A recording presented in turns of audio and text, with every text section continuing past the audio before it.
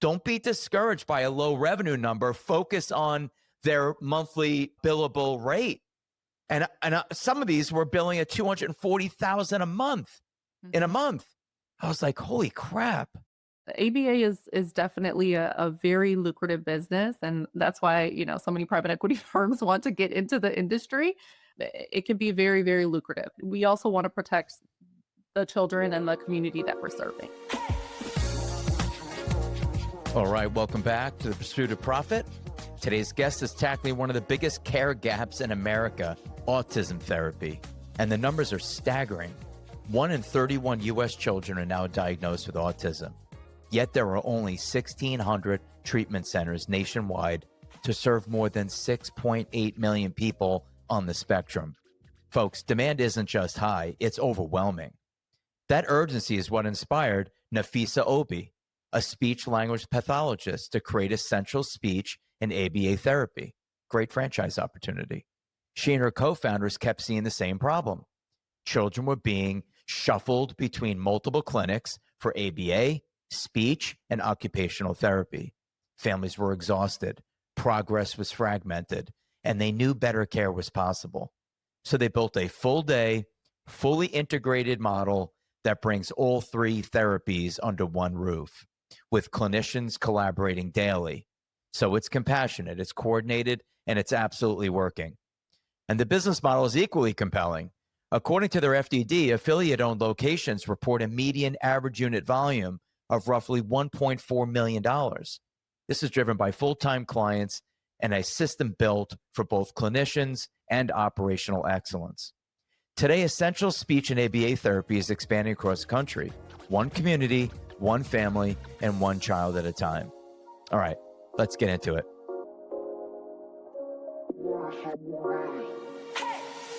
Just prioritize the quality of care. The profits will come if you place an emphasis on the quality of the care you provide. Okay, that seems like such a simple throwaway line. Unfortunately, I wish modern medicine lived by that philosophy. I'd like to understand, where did that belief come from? You're very young, you're new in the business, right? You're new to being in this industry. Where did the belief come from? How has that belief shaped the essential speech and ABA therapy business? Yeah, that's a great question. So a little bit about my background. I am a clinician myself. I'm a speech language pathologist. I've been a speech language pathologist since 2013. And I've worked in multiple different practices before I started my business. And reputation is always, always just of the utmost importance. When it comes to being an employee and on the employee side, you feel the difference. You can feel when your employer actually cares about the kids versus your employer that's just trying to do this as a means to an end to make money. And the parents can feel it as well. So excellence in care has always been one of our core values because we believe that if we're prioritizing how we actually treat the kids, the staff that's there will feel better about the service that they're providing. They won't just feel like it's a job. They'll feel like they're actually making a difference. The parents will be able to see the progress and the passion and the commitment to excellence in care that we're providing as well. And in an industry like medicine, yes, people care about how much you know. They care about the quality care that you're giving, but they also truly want to know how much you care. And if Yeah. you care about the kids that you're providing the service to, that will show up in so many different ways. It'll show up in the quality therapy. It'll show up in the interactions that you're having with people. And I just firmly believe that our reputation always precedes us. And I want for essential speech and ABA therapy to always have that reputation of quality care, even as we're branching into franchising. And Cliff, I'm not sure how much you know about the industry, but the ABA industry on a large scale is primarily owned by private equity companies. Really? Yes, and there's absolutely nothing wrong with private equity companies, but I've seen with some competitors that end up selling to private equity firms that they become so wrapped into, I want to make sure that this business is profitable. I want to make sure that we're increasing our revenue and decreasing our expenses, that they kind of forget about quality care within that shuffle. And that's how a lot of places fail. We get a lot of parents that come from those type of places and they say, yeah, this used to be a great place, but now they're wanting to not allow for my child to take a nap because they can't bill for those services. or they don't want to provide speech and OT or other services because you can't concurrently bill for those things. And yes, while in the short term that might make your business more profitable, in the long term, it loses you clients, it loses your reputation. And that's just something that I never want to happen at Essential Speech and ABA Therapy. Love that. Yeah. Listen, I hope you stay true to that as you scale, as you get bigger, because sometimes it's easy to do the right thing when you're small and you're nimble and you can pivot and we're privately held. And you were also quoted as saying, there are ways that we can grow this business. How? Let's go gather assets. Let's get investors. With that comes a lot of strings, a lot of strings. And I like that you've decided at that crossroad, if we grab money from Wall Street, let's just call it Wall Street. If we grab money from the street, whether it's VC, private equity, who cares? There will be demands on profitability because that's really all they care about. I hate to say it, they really don't care about Julie and Johnny that are struggling with sensory issues and communication issues. So I love that you've said, you know what? I have an idea.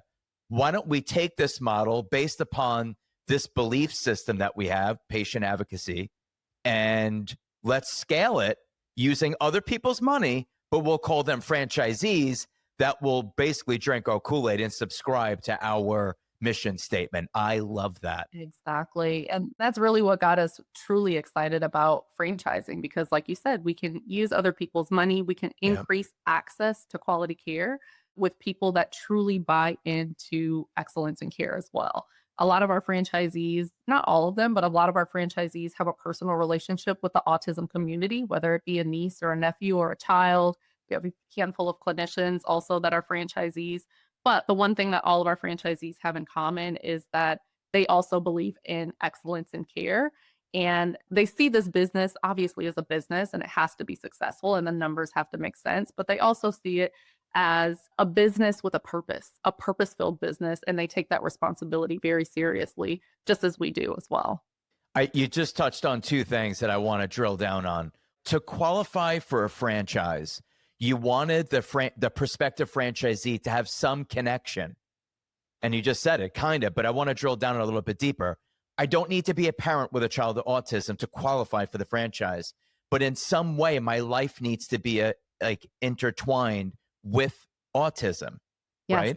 Yes. Okay. Yep. And it could be a career where it's like I have no family members with autism. However, I chose this career path. So my question is, I need a connection, define the connection and how loose or tight that connection is. And what about the speech pathology connection? Like, do I need to be a professional speech pathologist? Do I need to carry your credentials to own the franchise? You do not need to hold my credentials. You don't need to be a speech pathologist. You don't need to be a BCBA. You Okay. don't need to be an occupational therapist, which again, we do have some franchisees that are in that clinician world and we fully embrace that and we invite those people to be part of the franchise. But what's most important, like you said, is that you have that personal relationship with the autism community. Again, tying into our core values, excellence in care is one of them, but another one that is really huge is empathy. And we think that it takes understanding that community, understanding what it is to have an autism diagnosis and how it impacts people's lives. We think that we want to have that with our franchisees for them truly to be able to understand and extend that empathy, not only to the families that we're serving, to the kids that we're serving, but also to the employees that are there every day because it's not an easy job. And we want for our owners to truly understand the gravity of the services that we're providing. Okay. Talk about the connection to autism. Like, where's the line that you draw? It's like, look, I'm super passionate. Me personally, I'm super passionate about this category, but I am not affected by autism. Am I kind of disqualified? It's like, it's not enough for me. I need you closer to it. So we don't have a hard and fast rule. You have to have a Okay. child with autism. You have to have a nephew with autism. But our onboarding process, when we're talking to prospective franchisees, it's a lengthy process. And I do want to challenge our franchisees. What do you know? What do you understand? So there's no black and white. You have to have this number of years or you have to have that number of years. But again, all of our candidate selection process is centered around our core values. So we're having multiple conversations. I get involved very early in the process. My team gets involved very early in the process. We have panel interviews. We take the opinions of our franchisees when they do validation calls. We ask them what they felt about the candidate as well. because again, what we're looking for is somebody that has a commitment to that community, that has either done their research thoroughly, that understands what they're getting into, that has maybe joined a group or, done extensive research, or that has worked actively or lived actively with a person impacted by autism.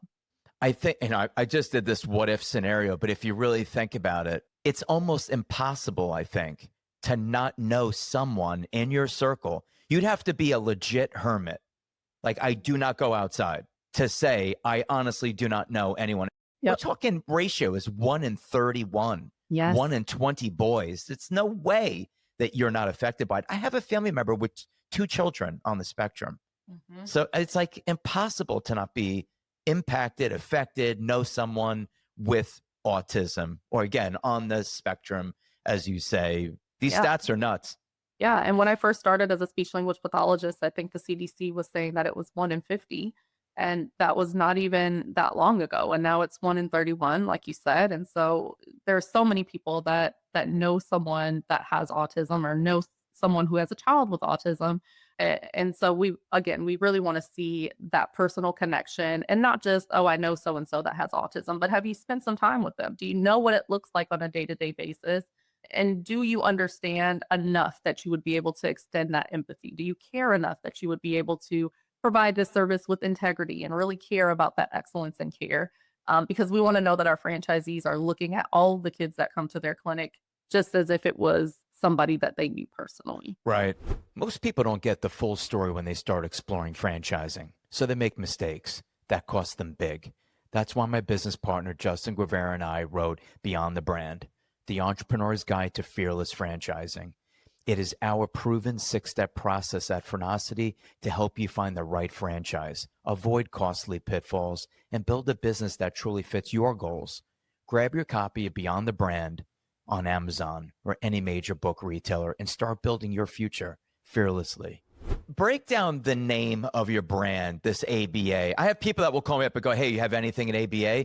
I didn't even know. I had no idea what it even meant. What is it? Like, how did you name your brand, Essential Speech and ABA Therapy? Yeah. So ABA stands for Applied Behavior Analysis. And the specialist in ABA is a BCBA, a board certified behavior analyst. That's the person that oversees ABA, that writes all of the treatment plans and creates goals for children for typically a time span of about 6 months. Like I said, I'm a speech language pathologist, which is actually a separate field, but they're very closely tied together. And so what we do is we provide speech therapy services. So we're working on communication. We're working on functional receptive language. So being able to understand directions, go get your shoes, pick that up, don't do that, stop. And we're also working on expressive language. So being able to express wants and needs and desires and engage in a back and forth conversation. And so the name of our business, Essential Speech and ABA Therapy, it kind of came into play because of my background in speech therapy and also us incorporating ABA. So a lot of parents, especially when we were beginning out, and even now, honestly, I think that there's still a lot of work to be done in terms of education when it comes to autism. But a lot of parents, when they notice some differences with their child, the first thing that they notice is my kid is not talking. My kid is 2 years old. They're not talking. I need to get a speech therapist. And so that communication and that speech part is so important in what we do. And we want parents to know that we're not just working on the behaviors of your child, but we're also working on that communication aspect as well. And a lot of ABA companies do not use that collaborative approach where they have speech therapy, occupational therapy, and ABA all collaborating to provide holistic care to children. But that's what we do. So one of your value props is a parent would have to take a child to ABA therapy. Where are you going next? Well, I have to go to speech therapy now. And that's like, well, what are you doing on Thursday? Well, Thursday, I always have my occupational therapy appointment for my daughter. And it's like, you said, why are we doing this? It's like caregiver stress almost as a parent where you're running these kids around because no one will offer all these things under one roof. You clearly identified that and filled that void by doing ABA speech and occupational therapy. Here's the issue.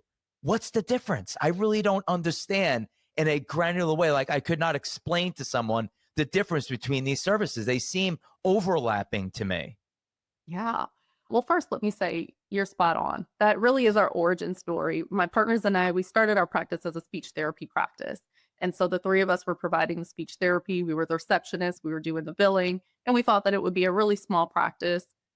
We had lots of experience in other places. And again, we really wanted to do things our own way where we were prioritizing quality care and excellence in care and not all of the hoops and things that you have to go through within the healthcare industry. Hmm. And so we started our practice as a speech therapy practice, and we had multiple parents that were coming to us that wanted appointments very, very early in the morning or late in the evening. And it was because their kid was going to ABA therapy from 8 to 4 or, 9 to 5. And the only time that they could bring them to speech was bright and early in the morning or late at night. And so the parents were exhausted. The kids were exhausted. Their behaviors were all over the place. And we just felt like this isn't right. There should be a Hmm. place where the parents can just drop their kids off. They know that they're getting all the services they need. They can go to work and their child is still making progress. There shouldn't be all these barriers to getting the services that a child needs. Right. And Yep. so that's what, we initially started by reaching out to ABA companies. We wanted to come in and provide speech therapy services at their clinic, but we had a ton of pushback. They didn't want for us to come in and provide services at their clinic. And now I know the reason is because you can't bill for speech therapy at the same time as ABA. So if we were in there, they would have to pause their billing and then resume it after we were done. But again, they're not Yep. prioritizing the quality care. So sorry, that's an aside. I'll go back to the difference. So to be completely honest, a lot of what all three of these disciplines do truly do overlap. So Okay. speech therapists are the specialists in communication. We're the specialist in receptive and expressive language. We also work on articulation, so the way that a child is able to articulate themselves. We work on voice, we work on fluency, and we also work on feeding and swallowing. So a lot of children that are on the spectrum, they also oftentimes will also have food sensitivities where they only want to eat macaroni and cheese or they only want to eat chicken nuggets. And so speech therapists will work on also, Hmm. feeding and expanding their food repertoire. But also BCBAs work on that as well. OT works on that as well in different capacities. ABA therapy is addressing specifically the behaviors. So how Hmm. do we increase the behaviors that we want to see? Raising your hand and holding my caregiver's hand when I'm crossing the street and not interrupting. How do I increase those good behaviors or adaptive behaviors? And how do I decrease those behaviors that may impact my ability to functionally operate in my world? So it might be, self-injurious behaviors or injurious behaviors to others.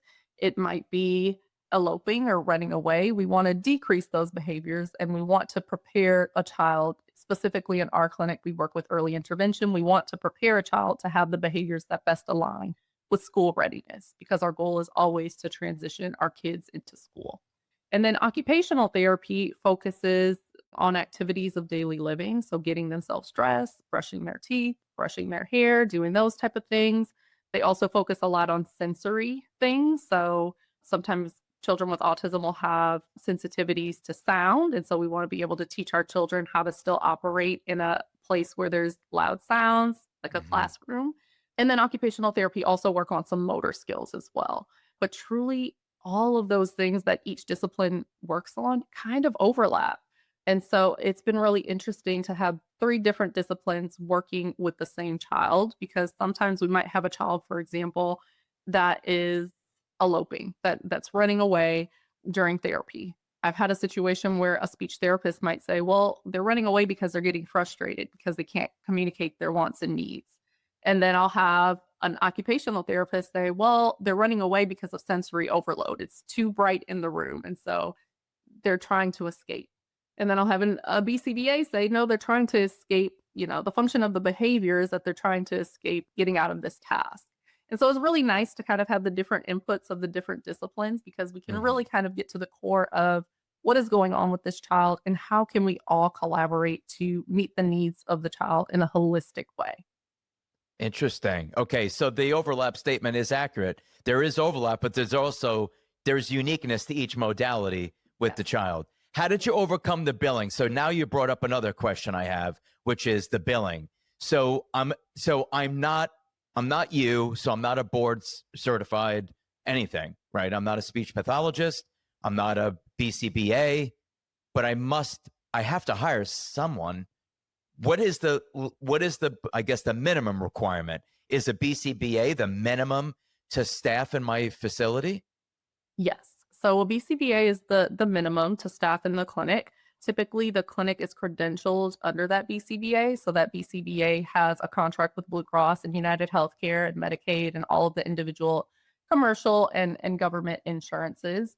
But the nice thing about, to your point, billing can become complicated, very complicated. You have to know all of the Yep. CPT codes, and then different payers have different guidelines.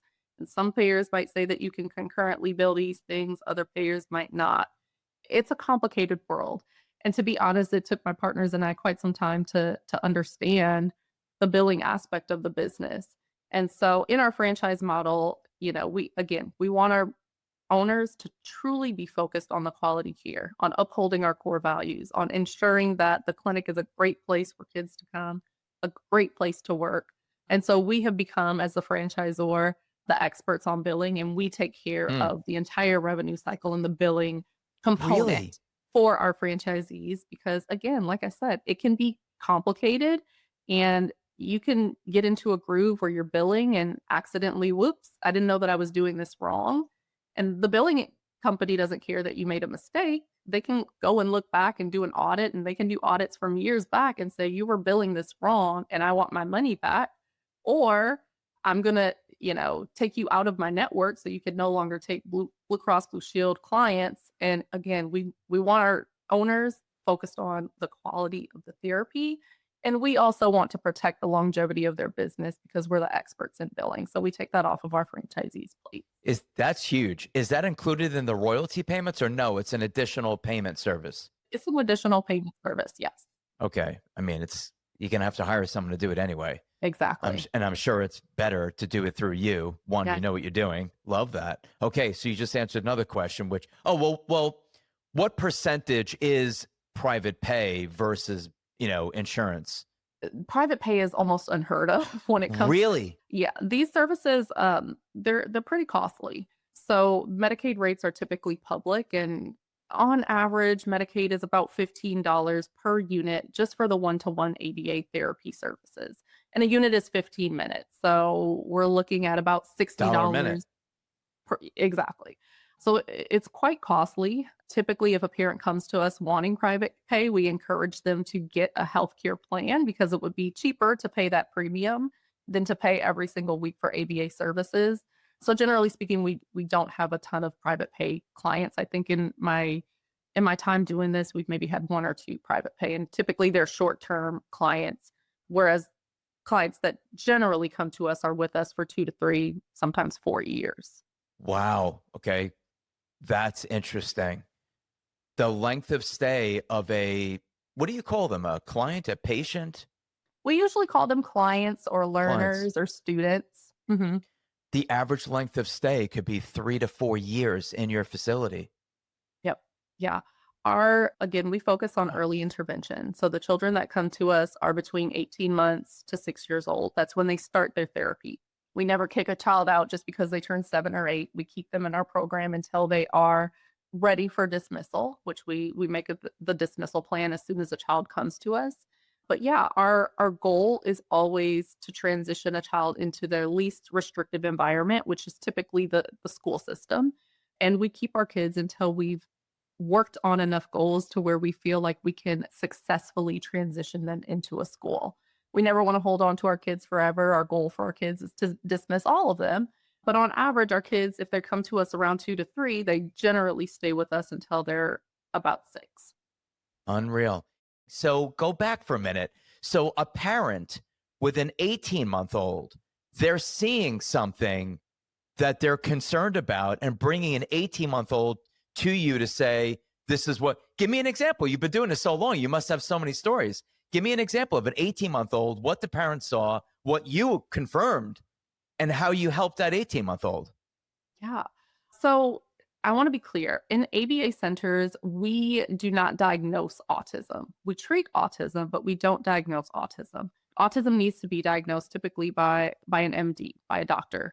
But a lot of times, like I said, parents will come and they'll say, my kid is not talking. I have some concerns. They talk to their doctor. And then sometimes really great doctors will say, go ahead and get a diagnosis.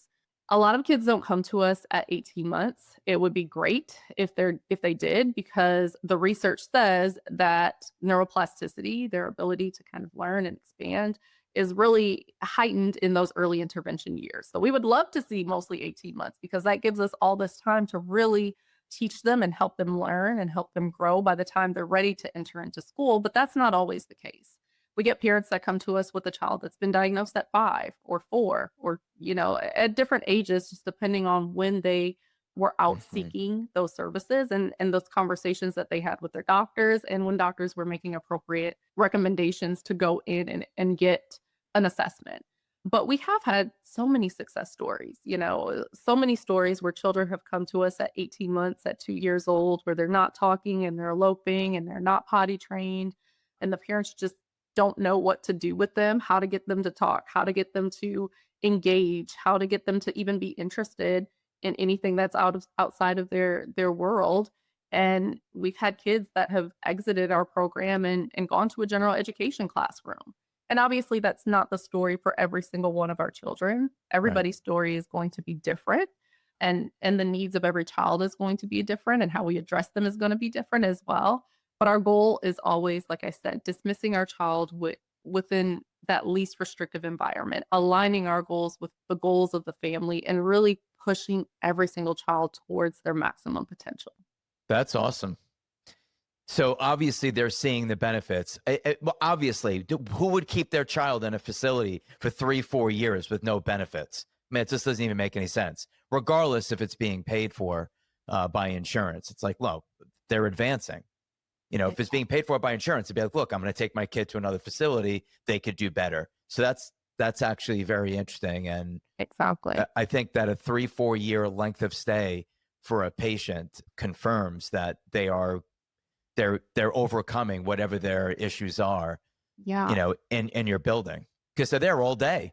Yep. Yep. This isn't like And an hour. They're there for the day. exactly. And even insurance recognizes the value of early intervention. It's better that a child go to ABA for 35 hours per week when they're, 2, 3, 4, 5, 6, and make as much meaningful progress as they can in those early years, as opposed to a child not getting those services that they need in those early intervention years, and then having to have years and years in their adulthood in, a group home or an adult placement, because they didn't have that advantage of really learning and growing during those early intervention. Right. Very interesting. So we have your services, we have how you're paid, we know who the customer is. So talk to me about the item 7 total investment. What are we looking at?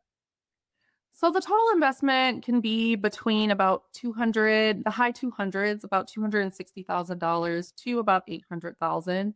But we always encourage our franchisees. This is not daycare. So with the daycare model, a child, it's similar to daycare in some aspects, but with the daycare model, a parent brings their child in, they pay on the first, and then the daycare sees the kid for the next 30 days, and then they pay on the first again, and then you see the kid for the Right. next 30 days.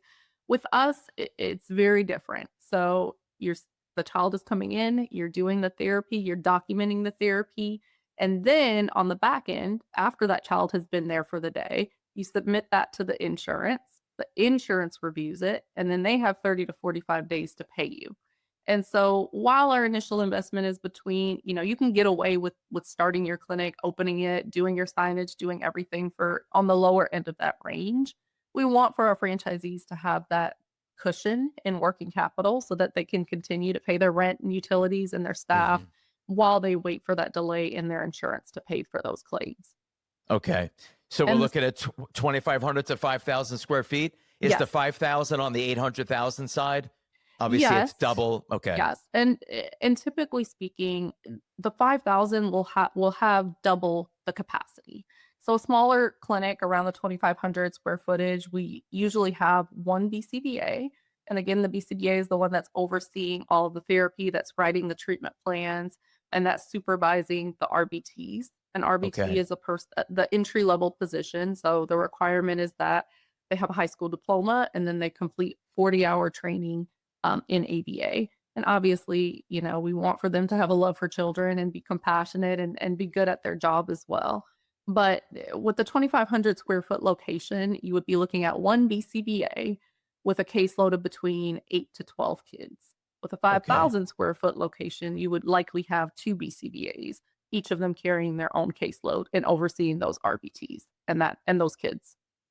Okay. So revenue is directly correlated to the ratio of ABA to children because there's an oversight and they can only oversee so many of these kids. Correct. Correct. Okay. And the optimal ratio is one ABA to how many kids?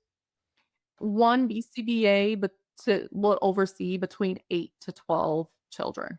Okay. And the All right. reason that there's that range is because, one, you might have children with different skills. We wouldn't want to put 12 kids that have very severe behaviors and require a lot of attention under one BCBA. That just wouldn't be fair to all of the children. The BCBA would not be able to give them adequate attention.